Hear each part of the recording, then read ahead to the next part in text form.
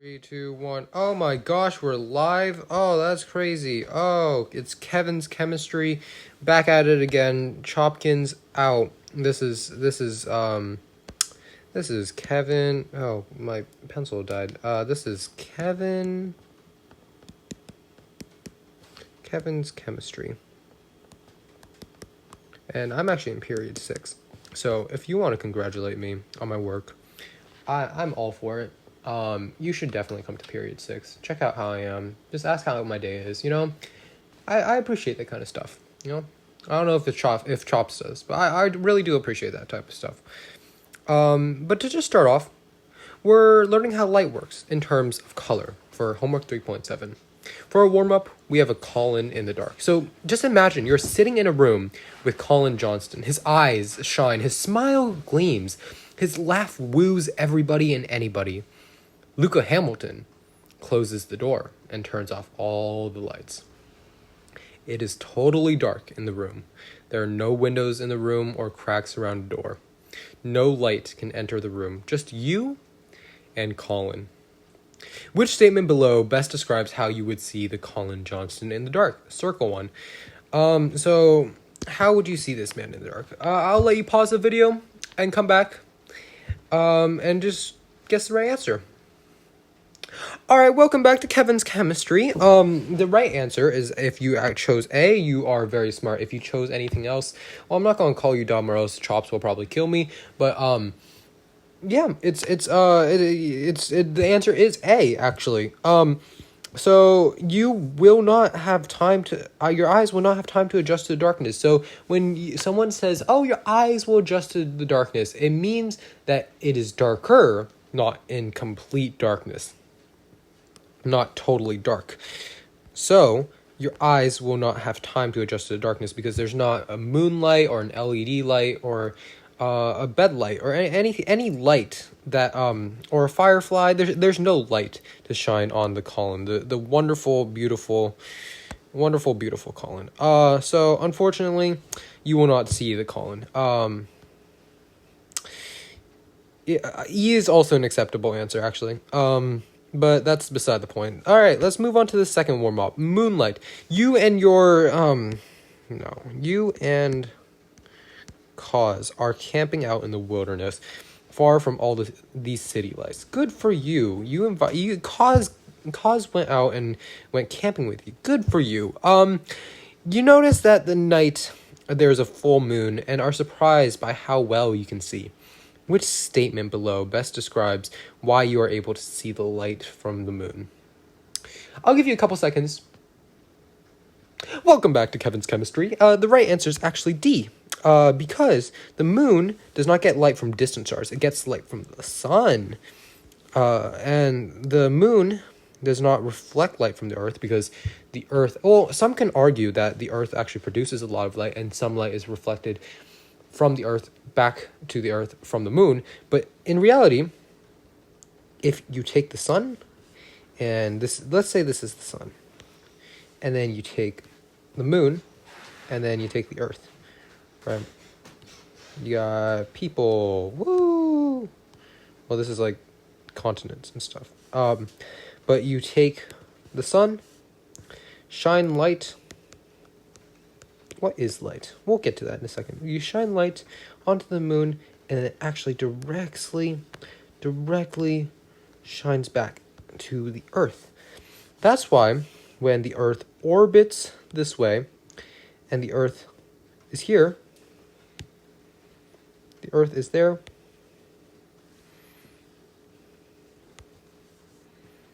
earth.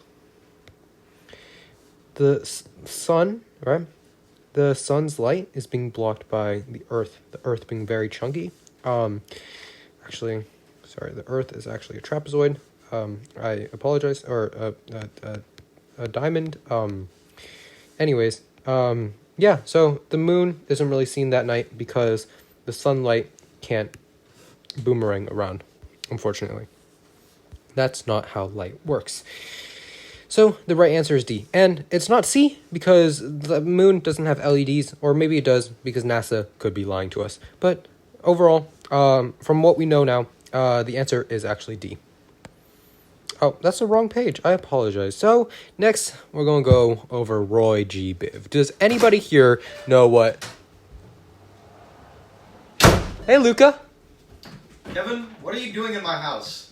I'm teaching chemistry to Chops class. How are you doing? That Cause was in the other room? Cause is in the other room? Why didn't you say so? Oh my gosh, that's crazy. That's crazy. Oh my gosh, Well, Cause, where are you at, boy? Where are you at?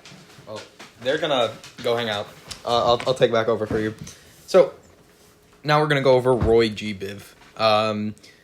Let's go through the colors of the rainbow really quick. Red, orange, yellow, green, blue, indigo, and violet. You can see here that the warmer colors have a lower frequency, which means they'll have a higher wavelength. And the cooler colors have a high frequency, which means they'll have a lower wavelength. Now, take a second to look at these images right, and think about why a blue object is blue, why a red object is red, why a white object is white, and why a black object is black. Take a second. Well, the answer is that every other color for a blue object, zoom in for a sec, every other color is going to be absorbed, except for blue. Blue is going to be reflected off of this object. That's why it appears blue. And the same goes for a red object. All other colors are going to be absorbed, except for red, except red is going to be reflected, which will make it a red object. Now with white, every single color is reflected off a white object, which means that any color can appear. And with black, it's the opposite. Every color is absorbed. And so the only thing left is just black. And now, oh wait, hey Kevin, you want to take back over? Cause wasn't in the other room. My bad, I must made a mistake. Anyways, here you go. Continue next. You hurt my feelings. But the show must go on. It's emissions, or we're going over emissions. Oh, so fun. All right, aren't we having fun, boys and girls and non-binary folks? Right. So let's go over this very quickly. I hope you guys understand Roy G Biv. I hope Luca. I don't know. I think he'd be best explain the red object, but yeah. I hope you guys y'all understand Roy G Biv. And we're going over emissions. So all light is produced by the displacement of do you all remember this? Electron. Yeah. Good job. So what we're actually going to do, let's draw a Bohr model. Let's draw hydrogen. All right, let's draw a couple extra rings. All right, those rings look lopsided. Ew. Oh my gosh, I'm so good at drawing rings. All right, so you have a electron. All right, actually, let's just draw an E.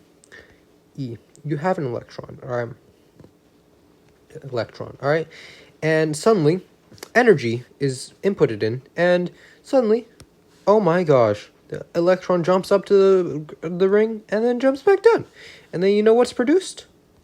That's right, it's a photon. Oh my gosh, it's a photon. That's insane.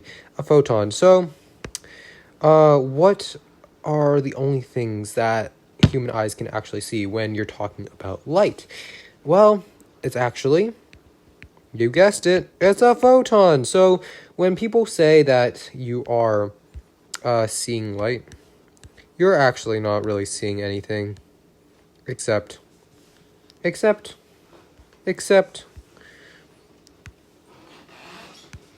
photons. Exactly. So yeah, if that surprises you, leave a comment down below. Very glad to hear everyone's opinions on this. Let me drink a water. Thank you for letting me take that water break. Reflection, absorption, and transmission. So these are the three phenomenons that can happen after a photon is emitted. So you take an object. You shine a light on there. All right, that's a light. All right. The object's going to do one of three things: reflect, absorb, or transmit. So an object that does not let light pass through is actually considered opaque. Fully opaque objects either absorb... Oh, that is terrible handwriting. I apologize. Absorb or reflect light.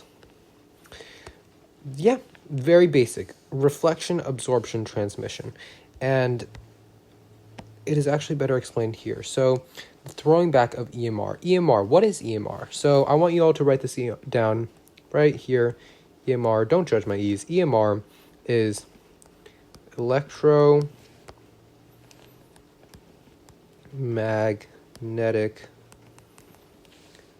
radiation. So let's take a thought bubble right here. We're stealing off of Crash Course. Let's take a thought bubble right here. All right. So imagine you're at the dentist. All right. You at the dentist, and they say you have bad teeth. You got stains all over. All right. And they say, "Oh my gosh, because you have bad teeth, you need an X-ray." What do you do when you get an X-ray? You actually have to put something on. You need to put on a lead vest, right? Do you remember putting on those heavy vests at the dentist? Right? And then they do a scan of the X-ray around your head, and then they do a scan with the X-ray around the head with the camera pointing at your head to get the whole X-ray. And that's because that's electromagnetic radiation. And you can think of this as a microwave too. So when you're seeing a microwave, let's do a mini thought bubble inside the big thought bubble. All right, you have a microwave, and usually the microwave, right? You got some buttons here, whatever, and then the microwave usually has a black film, right? So that electromagnetic radiation cannot penetrate through and harm you. Although it's very low electromagnetic radiation, a lot of it, or a consistent amount of it, can harm you. So that's why there's a black film protecting you. So that's a bit difficult to see. So that won't happen.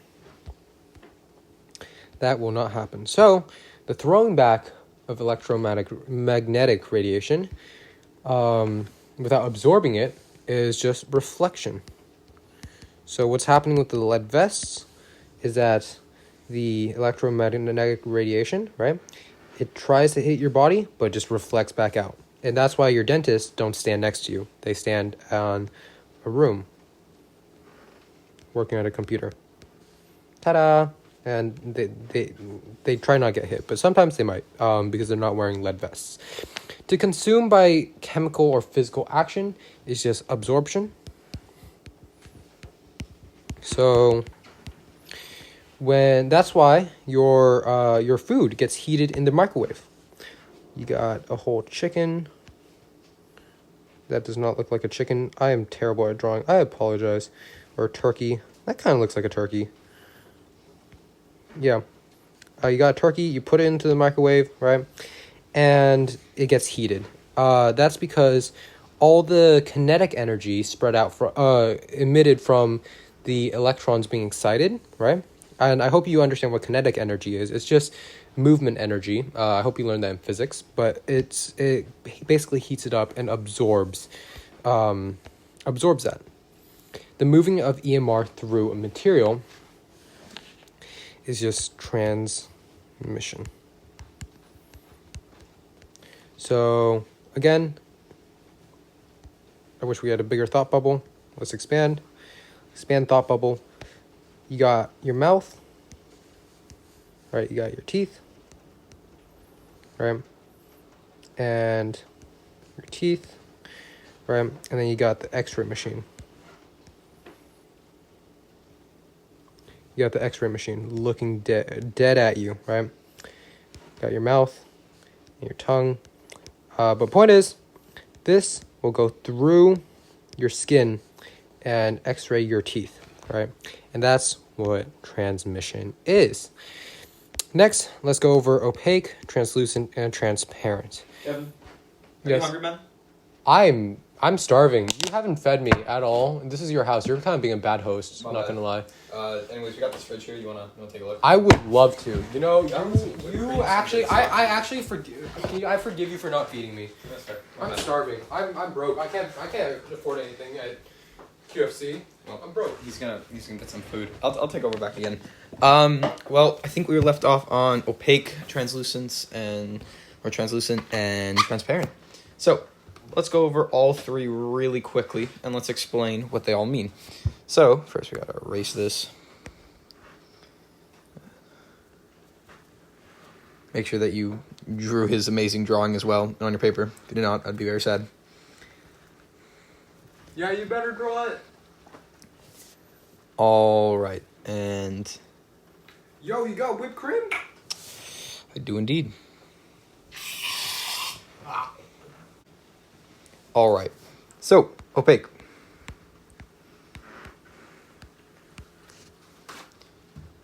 The definition of opaque is an item that is not capable of having light pass through.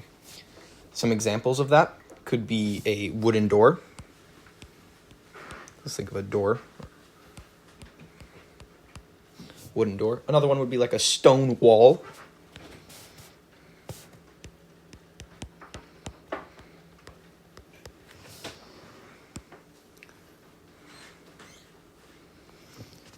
And yeah, anything that just will not let light go through is an opaque object. Next, let's look at translucent.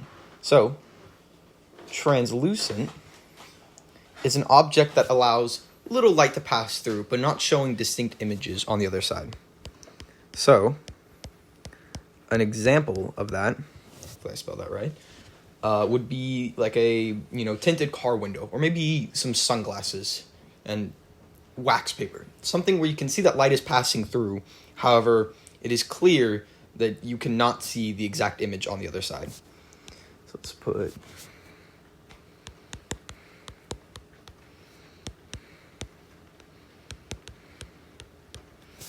And finally, let's look at transparent.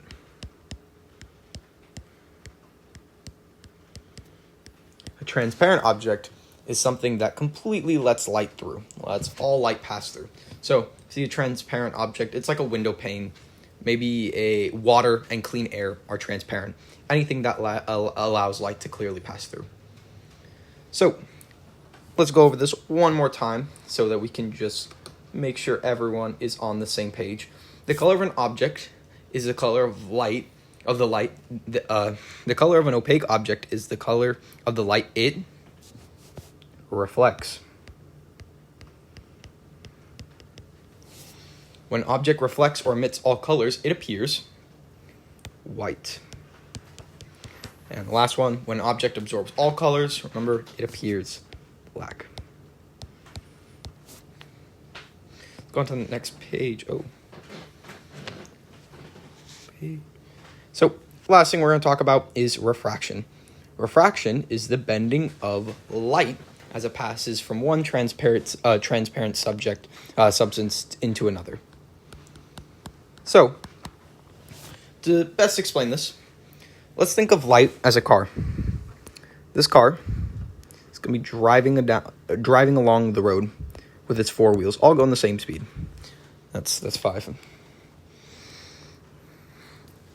When this object, as it's going along this road, maybe hits a patch of sand right here, it's obviously going to slow down a little bit. Imagine it slows down a little bit. That sand, let's think of it as it going through different object. Maybe let's think of it as water. So if this car is light and this sand is water, it's going to slow down once it hits that water. Now, let's look at it another way. We have a glass of water.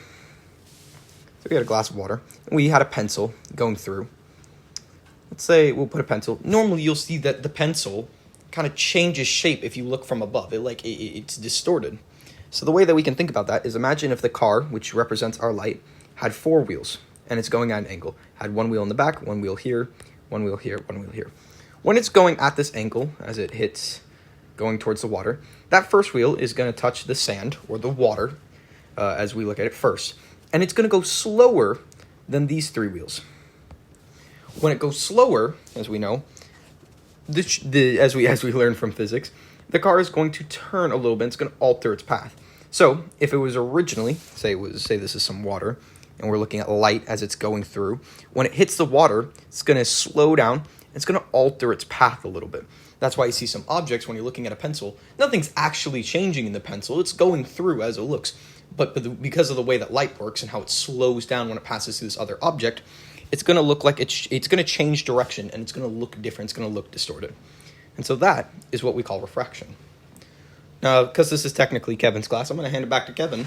He's going to tell you about the homework. Yeah, thank you, Luca. Oh my gosh, what a mess he made. I hope you understand refraction and everything else. I don't know, that redhead can be a bit much sometimes. Anyways, for the homework, you just have 7 questions. I hope it's very easy. If you want to, if you want the answers, though, you can Venmo me at KevLou_.